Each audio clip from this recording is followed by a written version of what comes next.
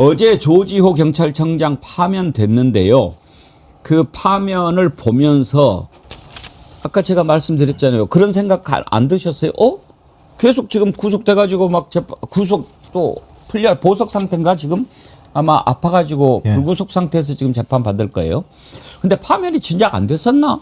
이렇게 하는 생각 하나 들었고 또 그것까지 간파하신 분들 많이 계시겠지만 조지호만 왜 지금 그게 조지호 청장이 이 암을 앓고 있어가지고 바로 그때 12월 10일 날 탄핵 선고 이후에 막 그 올라갔던 사람들하고 같이 탄핵 심판을 안 받은 거예요. 7월 달에 절차가 시작이 돼서 이번에 파면이 선고가 됐는데 그 사이에 헌재가 바뀐 거죠. 우리가 한덕수, 뭐 박성재, 최상목 이런 자들 막 탄핵 최재해까지 기각되는 거 보면서 도대체 헌재 막 이랬잖아요. 그나마 윤석열 파면한 것이 다행이었는데 그때 윤석열 파면됐을 때도 얼마나 우리가 이번 주는 될까 이번 주는 될까 정말 그때 말은 피가 한 말은 될 겁니다. 그렇죠. 그랬다가 결국은 이제 국민들한테 굴복해서 파면 선고가 났는데 이것도 뭐 문영배 소장이 나와서 다른 말 안 하죠. 만장일치로 했다 뭐 다들 의견이 같았다고 하는데 우리는 알죠. 왜 늦어졌는지 어떤 자들이 딴소리를 했을지 밝혀볼까요? 뭐 명예훼손 걸리나? 다만 우리가 의심을 할 수 있어요. 그때 윤석열이 직접 임명했던 사람이 정영식 재판관이고 조희대가 지명했던 사람이 김복형 재판관이에요. 그리고 국힘이 추천한 사람이 조한창 재판관인데 만약에 모든 사람들이 처음부터 이건 보나마나 내란이지 이건 보나마나 헌법 위반이지 이건 파면해야지라고 했으면 오래 걸리고 자시고 할 게 없잖아요. 그런데 왜 그렇게 늦어졌습니까? 먼 훗날 문영배 소장이 더 밝힐지도 모르겠어요. 사실은 이랬다. 그런데 지금은 얘기 안 하지만 분명히 이견이 있었고 그걸 죄라는 과정이 있었고 다만 문영배 소장이 그런 얘기를 했어요. 가장 걱정스러웠던 게 뭐냐. 내가 선고를 못하고 퇴임하는 일이 생기지 않을까. 그건 걱정을 했다고 그랬어요.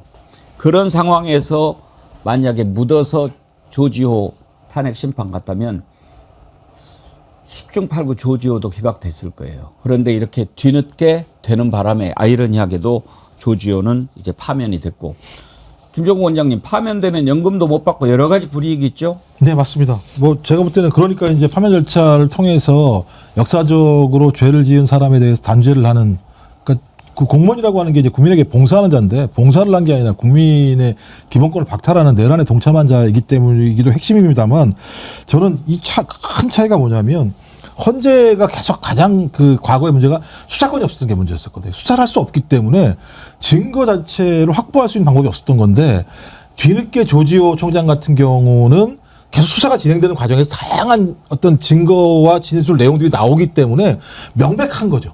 명백하게 만들어졌기 때문에 그러니까 저는 수사가 빨리 좀 착수가 됐었고 재판부가 빨리 재판을 했었다고 얘기한다면 그러니까 지금 직위원이 문제인데요. 따지면 결론적으로 직위원이 재판을 빨리 했다면 과거 박근혜 같은 경우는 총 대법원까지 13개월 정도 걸렸다고 하는 건데 지금 13개월 정도 차에 와 있는 거니까 원래대로 얘기하면 내년 1월 정도면은 윤석열에 대해서 법률적인 판단까지 나야 되는 상황인데 그게 안 되고 있는 상황이지 않습니까? 그렇다고 하더라도 정권이 바뀌게 되고 헌재 구성이 바뀌고 그다음에 수사가 진행되면서 여러 가지 정황이 나왔기 때문에 윤석열 이외에 최초인 거죠. 내란에 같이 가담했던 사람에 대해서 파면이 된 뭐 내용들이 있었기 때문에 지금 뭐 뒤늦게 어떤 판결이 나왔습니다만 그렇다고 하더라도 이 자체는 아무래도 1, 2월 달에 윤석열 선고에 상당히 지대한 영향을 끼칠 가능성이 되게 높기 때문에 앞으로 나오는 모든 판결은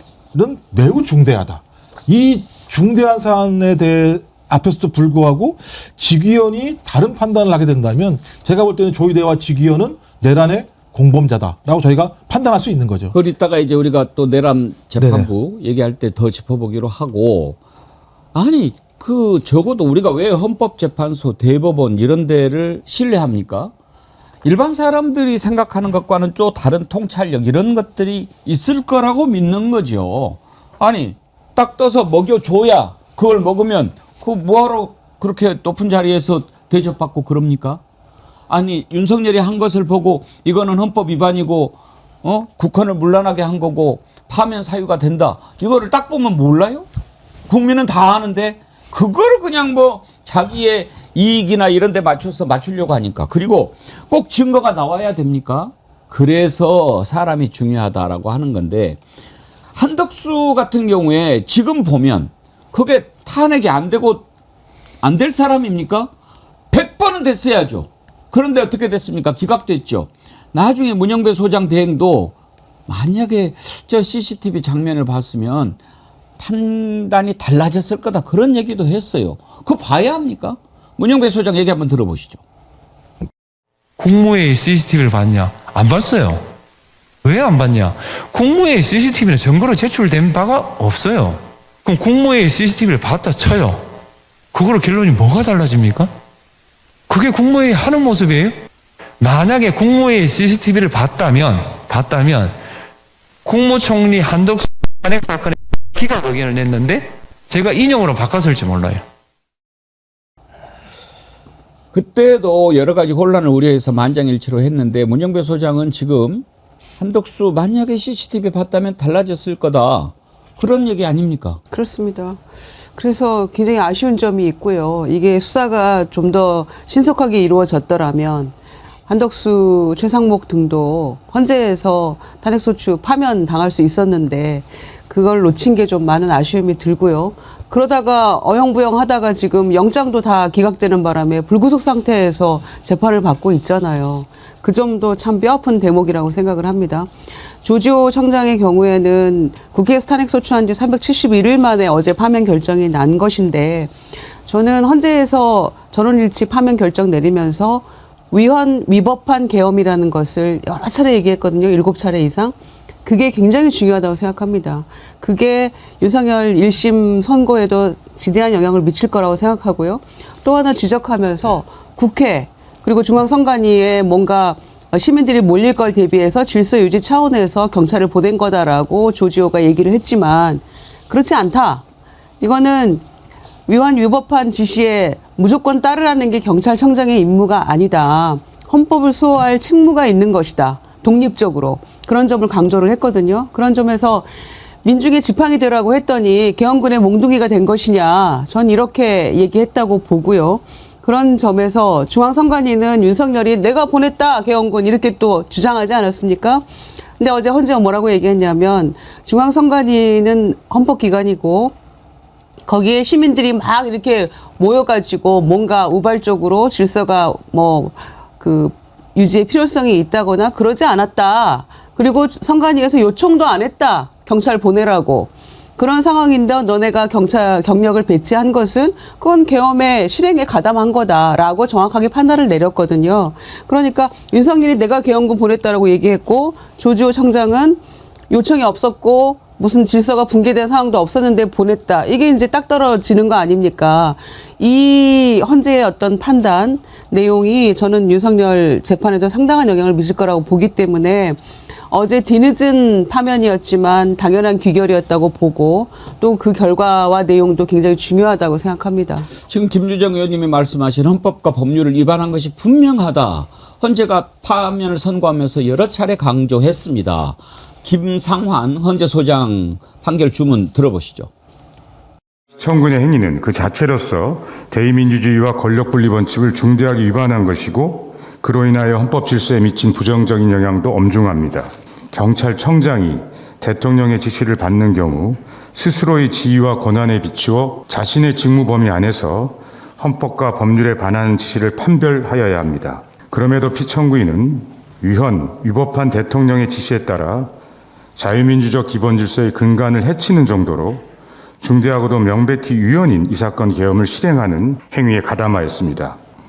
이러한 피청구인의 행위는 경찰청장에게 부여된 헌법 수호의 사명과 책무를 사실상 포기한 것으로 이 사건 계엄 선포 전후의 사정이나 피청구인의 상황 인식, 임명권자인 대통령과의 관계 등 어떠한 사정에 비추어 보더라도 정당화되거나 용인될 수 없습니다. 이상과 같은 점을 종합적으로 고려하면 피청구인의 법 위반은 피청구인의 파면을 정당화할 수 있을 정도로 중대합니다. 이에 재판관 전원의 일치된 의견으로 주문을 선고합니다. 지금 시각은 오후 2시 13분입니다. 주문, 피청구인 경찰청장 조지호를 파면한다. 예. 정말 오랜만에 파면되는 거예요. 계속 기각이 됐거든요. 그런데 어제 저 선고를 들으면서 박영시 앵커님. 예.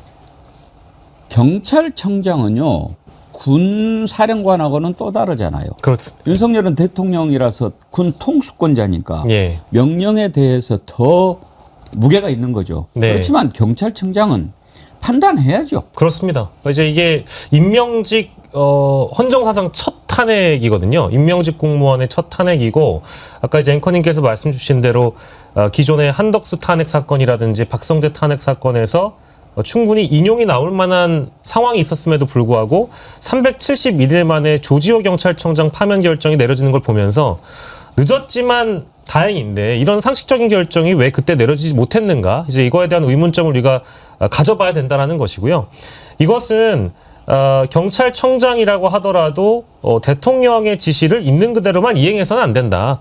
헌법과 법률에 따라서 헌법소에 대한 의지를 경찰청장 스스로가 갖춰야 된다. 대통령의 명령을 그대로 집행하는 지위가 아니라는 것을 헌법재판소가 판단을 내려준 것이고 더 나아가서는 앞으로 어떠한 공무원도 헌법과 법률에 위반한 부당한 지시가 내려졌을 때 대통령이라고 하더라도 대통령이 임명한 자가 그 지시를 국민의 이 생명과 안전을 위해하면서 따를 이유가 전혀 없다라는 것을 보여주는 것이고요. 이제 뭐 문제는 이제 우리 두 분께서 또 말씀해 주신 대로 사법부입니다. 그러니까 형사 절차에서도 이런 동일한 원칙이 관철될 수 있는가가 굉장히 중요한 것이고 어떤 위치에서든지 간에 민주적 절차를 깨트린 행위는 우리 국민이 용서하지 않는다. 이것을 헌법재판소가 판단 내려줬다라고 봐야 되겠습니다. 이게 의미가 있는 게요. 그러니까 노상원 재판에서 법원이 처음으로 위헌위법적이라고 명확하게 예. 판결문에 낸 것인데 이 헌재가 이번에 얘기할 때 이 사건이 국회 권한행사 방해, 선관의 독립성 훼손이거든요. 이건 형법상 내란 범죄 구성 조건 중에 하나입니다. 이 부분을 갖다 현재가 다시 한번 조지호 청장에 대한 파면을 통해서 확정한 거거든요. 그러면 따지고 보면 헌법재판소도 그러니까 위헌위법적이라고 판단했었습니다. 핵심적으로 내란죄에 해당된다라고 명확하게 얘기를 했고 법원도 직위헌 내란 재판부는 아닙니다만 지금의 내란 사건 자체가 위헌위법적이라고 얘기했었기 때문에 제가 볼 때는 헌재와 법원이 명확하게 내란 사건을 갖다가 내란으로 완벽하게 인정한 측면이 꽤 있어요. 그래서 이거는 어찌 보면 법원 내부에서도 직위헌 재판부에 대한 압박들이 재판부 속에서 진행되고 있다는 측면에서는 지금까지 저희가 좀 답답했었는데 답답한 국면들이 조금씩 좀 이동하는 것이 아닌가. 뭐 최근에 내란 재판부 관련해서 예규 만들어가지고 조의대가 예. 끝까지 막고는 있습니다만 저는 그래서 상당히 좀 상황 자체가 나쁘게만은 간다고 볼 수 없는 정황들이 보이고 있다 이런 생각이 듭니다.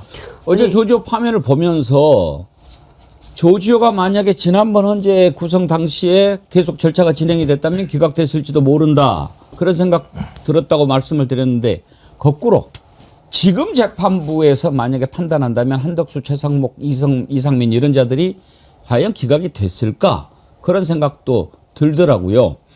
윤석열 파면 당시에 정말 우리 국민들 마음 졸였는데 그때 헌재와 지금 헌재 어떻게 달라졌는지 한번 보고 가실까요? 오늘 공부 좀 하십시다. 그때 윤석열 탄핵 당시의 재판관들을 보면 그때 이제 재판소장이 없어가지고 문영배 소장이 대행을 했죠. 그리고 이미선, 김형두, 정정미, 정영식, 김복형 이렇게 돼 있었고 지금 막 들어간 마은혁, 정계선 이런 분들은 나중에 들어갔어요. 지금은 이제 완전체가 됐지만 그때 당시 구성됐던 헌재와 지금의 구성이 완전히 다른 걸 알 수 있어요. 지금은 이제 소장도 김상환 소장으로 정해졌고 김영두 재판관 그대로 남아있고 정정미, 정영식, 김복형 남아있지만 이제 새로 들어간 재판관도 있고 해서 윤석열 때와 지금과는 구성이 달라졌다. 그러면 사람이 달라졌다고 판결이 달라지냐? 달라지죠. 달라지죠. 달라지면 되냐? 안 되죠. 근데 왜 그러냐? 그게 사람인 거죠. 그래서 제가 정말 사람 구성이 중요하다 그런 생각을 하는 겁니다. 김유정 의원님. 그렇습니다. 저희가 그 마은혁 후보자, 헌재 후보자 임명 안 했을 때 정말 가슴 졸였었잖아요. 그래서 사실은 윤석열 파면할 때 완전체가 되지 못한 상태에서 9명인데 8명의 헌법재판관이 파면 이루게 된 거잖아요. 전원일치로. 그때 얼마나 설들이 무성했습니까? 저희가 도대체 언제 선거가 나는 거냐. 1월 넘기고 2월 넘기고 3월 넘기고 하면서 정말 가슴 졸였던 시간들이 다시 주마등처럼 스쳐가는데요. 그래서 5대 3이니 4대 4니 뭐 6대 2니 온갖 얘기들이 다 난무했던 거잖아요. 왜냐? 못 믿으니까. 그리고 이게 우리가 국민의 정말 그 보수 쪽에서도 계속해서 뭐 뭔가 엄청난 정보가 있는 양 흘리고 그래서 기각될 거란 얘기까지 있고 뭐 나경원 등은 각하될 거다라고 얘기하고 정말 그랬던 순간들을 떠올리니까 지금 이렇게 헌재가 완전체가 돼서 어제 조지호 청장에 대한 파면 선고를 하는 게 정말 감개무량하더라고요. 그렇죠. 진작 이렇게 됐어야 되는데 예. 그랬더라면 지금과 같은 한덕수, 최상목 등이 밖에서 걸어다니면서 재판받는 이런 상황도 없었을 텐데 그런 생각마저 드니까 참 회한이 밀려오긴 합니다만 이제라도 그래요. 제자리를 찾았구나. 뭐 그런 생각하게 됩니다. 어제 보면서 또 그런 생각도 들었어요. 헌재 하는 거 우리가 방금 김상환 소장 주문 읽는 거 봤지 않습니까? 구구절절이 옳은 말씀 아닙니까? 그런데 저런 생각을 안 하고 다른 생각을 하는 자들이 있으니까 구속영장 같은 거 팍팍 기각하고 그 영장 전담 판사라는 자들 좀 들어봤으면 좋겠다. 그런 생각 들었는데 아니나 다를까 추미애 법사위원장도 똑같이 그런 얘기 하더라고요. 들어보시죠. 지금 한번 판판이 영장 기각하고 있는 중앙지법 영장 담당 판사들이 들어야 할 사안입니다. 법무부 장관 박성재나 국무총리에 대해서 위법성에 대한 다툼의 여지가 있다는 식으로 그 영장을 기각하는 이 중앙지법 영장 담당 판사들이 이 대법정에 와서 교육을 좀 받고 가셔야 될 것 같아요.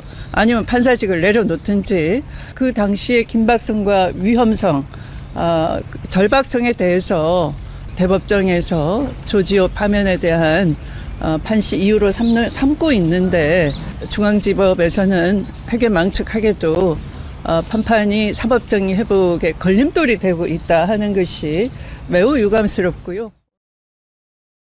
지금 뭐 헌재가 위냐 대법원이 위냐 뭐 이렇게 얘기를 막 하는 사람들이 있는데 그 위가 뭐가 중요하겠습니까만은 그 위상은 자신들이 하는 일로 결정되는 게 아닌가 싶어요.